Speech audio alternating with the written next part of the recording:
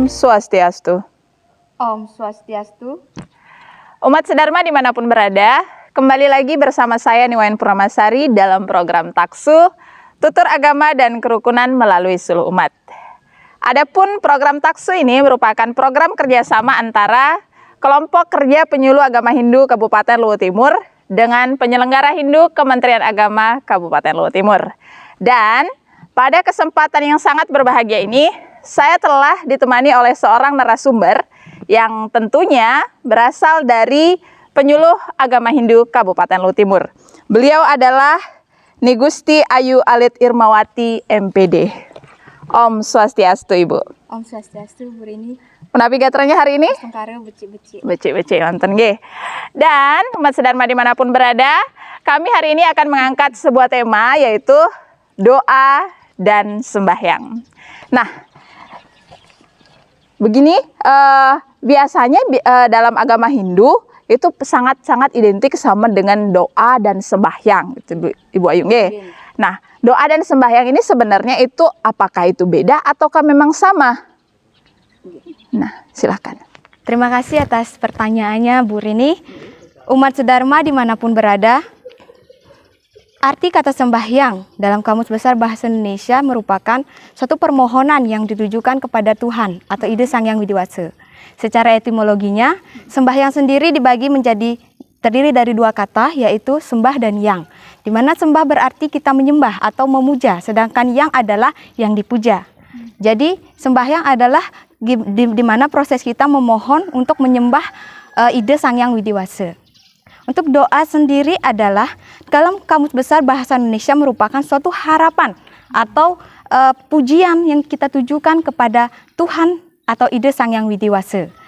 Dan biasa kita kenal ya, kadang Bu Rini ya, kita bilang saya mau berdoa. Apa itu berdoa? Berdoa adalah mengucapkan harapan-harapan ataupun pujian-pujian yang kita tujukan kepada ide Sang Hyang Widiwasa.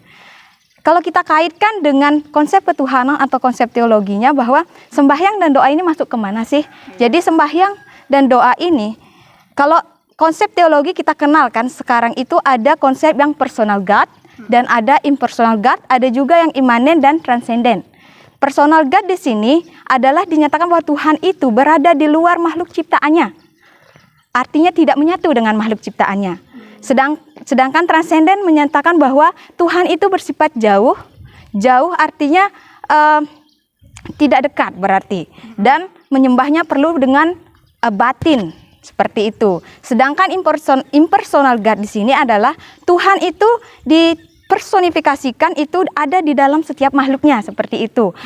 Dan ini sama juga halnya dengan konsep ketuhanan imanen, di mana Tuhan itu dinyatakan dekat, yaitu menyatu di dalam diri ciptaannya itu sendiri. Saya rasa seperti itu, Bu Rini, penjelasan tentang sembahyang dan doa. Jadi sembahyang, hakikatnya sembahyang dengan doa ini berbeda, seperti itu. Kalau kita lihat secara kondisi yang membedakan, tetapi secara esensi kita itu sama sebenarnya. Kenapa saya katakan sama? Karena sembahyang dan doa ini sama-sama merupakan cara seseorang untuk berkomunikasi dengan makhluk, dengan yang menciptakannya, yaitu ide Sang Hyang Widiwasa atau Tuhan Yang Maha Esa itu sendiri. Dibilang beda, tapi sama seperti itu. Ya. Jadi beda-beda tipis, tetapi secara kondisi memang berbeda. Iya. Bisa untuk dikatakan berkaitan. Berkaitan. Oke, jadi ini yang sebenarnya biasa sering orang umat kita itu sering merasa agak bingung karena hampir sama itu di masyarakat bahwa berdoa itu sama dengan sembahyang, padahal secara kondisi berbeda, tapi esensinya tetap tujuannya sama gitu. Oke, ini menarik sekali buat kita untuk memahami umat Sedharma di rumah bahwa kita, apakah yang kita lakukan selama ini apakah hanya berdoa saja atau memang sembahyang dan berdoa gitu. Nah, kita ke pertanyaan yang kedua. Bagaimana sembahyang dan doa menurut agama Hindu? Baik, terima kasih Bu Rini atas pertanyaannya. Jika kita kaitkan sembahyang dan doa menurut agama Hindu, tentunya bersifat ada aturan seperti itu. Untuk sembahyang dalam agama Hindu itu kita diatur dengan Trisandhya, yaitu 3 kali melaksanakan hubungan dengan ide Sang Yang Widi Wasa. Sesuai dengan arti katanya tri artinya tiga dan sandya artinya hubungan atau menghubungkan diri dengan ide Sang Yang Widi Wasa. Sedangkan doa itu sendiri tidak ada aturan yang mengikat. Misalnya harus berapa kali kita berdoa dalam sehari, tidak ada ikatan kita berapa kali harus berdoa. Itu kembali ke personal atau masing-masing seseorang yang mau berdoa seperti itu. Dan kalau kita kaitkan lagi dengan ajaran agama Hindu, sembahyang dan doa ini merupakan suatu implementasi dari ajaran agama kita, yaitu Pancasrada. Sudah kita ketahui bersama ya Bu Rini ya, Pancasrada di situ 5 keyakinan umat Hindu yang tentunya harus kita yakini sebagai umat Hindu. Dan sembahyang dan doa ini masuk ke strada yang pertama, yaitu Widi Strada atau percaya dengan adanya ide Sang Yang Widi Wasa. Lalu kita kaitkan lagi dengan ajaran kita, yaitu Catur Marga Yoga. Nah, di sana ada juga menyatakan bahwa Bhakti Marga Yoga, 4 jalan untuk mencapai moksha atau kelepasan ya, nirwana itu sendiri. Jadi ada Bhakti Marga Yoga. Nah, sembahyang ini masuk ke dalam ajaran tersebut. Jadi kita sebenarnya kenapa kita melaksanakan ajaran sembahyang dan doa dalam kehidupan sehari-hari? Karena untuk mencapai moksha itu sendiri melalui jalan Bhakti Marga Yoga. Sesuai juga dalam Sabda Bhagavad Gita, Adhyaya 12 Sloka 20 menyatakan bahwa mereka yang memandangku dengan penuh kemurnian, dia dan meyakini bahwa aku kebenaran yang abadi, serta mengikuti kebijaksanaan ini secara abadi, maka hamba atau bakta, seorang bakta yang seperti itulah yang sangat aku sayangi. Nah, dari kutipan sloka tersebut, Bu Rini, kita bisa mengetahui bahwa siapa sih yang tidak mau sembahyang, siapa sih yang tidak mau disayangi oleh ide Sang Yang Widi Wasa? Pasti semua orang, semua ciptaannya ingin berbondong-bondong untuk disayangi oleh ide Sang Yang Widi Wasa. Seperti itu, Bu Rini.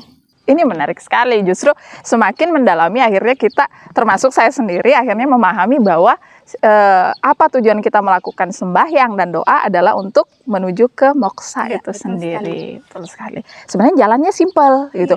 Perbedaannya hanya sembahyang dia punya aturan yang baku, sementara untuk doa tidak ada aturan sama sekali. Betul. Demikianlah tadi perbincangan singkat kami dengan narasumber kita pada kesempatan hari ini. Semoga apa yang kita bahas hari ini dapat membawa nilai yang positif, dan ucapan terima kasih kami ucapkan kepada narasumber kita hari ini, Suksmani Kabu Ayu, untuk kedatangannya. Dan terima kasih juga kami sampaikan kepada seluruh umat Hindu dimanapun berada yang telah dan selalu mendukung kami dalam memberikan informasi-informasi seputar Hindu. Semoga Hindu Lutim ataupun semoga acara Taksu dapat menjadi acuan yang lebih baik ke depannya untuk memberikan pengetahuan-pengetahuan seputar agama Hindu. Dan jangan lupa untuk like, komen, share, dan juga subscribe channel terbaru kami, Hindu Lutim, untuk mendapatkan informasi-informasi seputar agama Hindu. Akhirnya, kami tutup dengan ucapan Pramasanti, Om Santi Santi Santi Om.